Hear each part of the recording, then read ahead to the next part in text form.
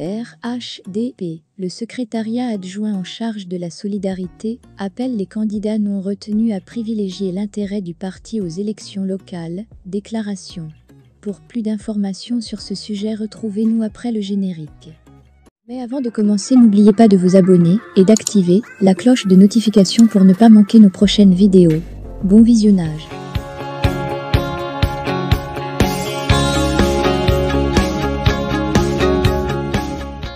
Le directoire du Rassemblement des Houphouëtistes pour la paix et le développement, RHDP, a rendu public le 19 avril 2023 la liste de ses candidats aux élections municipales et régionales qui se tiendront le 2 septembre prochain.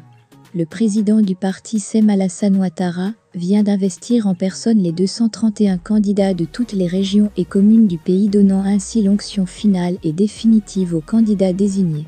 Les 231 candidats retenus briguent les mandats de maire et de président du conseil régional dans la quasi-totalité des localités du pays, assurant ainsi au RHDP la meilleure représentativité au niveau des partis politiques sur le plan national. Cette annonce est une autre illustration de la grande vision du président de notre parti Sem Alassane Ouattara pour son pays, la Côte d'Ivoire.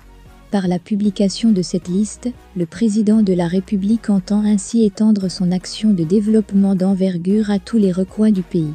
C'est le lieu de féliciter et d'apporter notre total soutien au président du parti pour sa grande vision et lui exprimer toute notre fierté.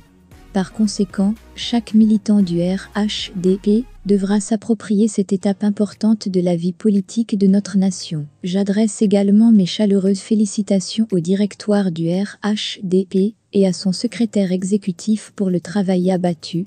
Mes félicitations vont aussi à l'endroit des candidats retenus.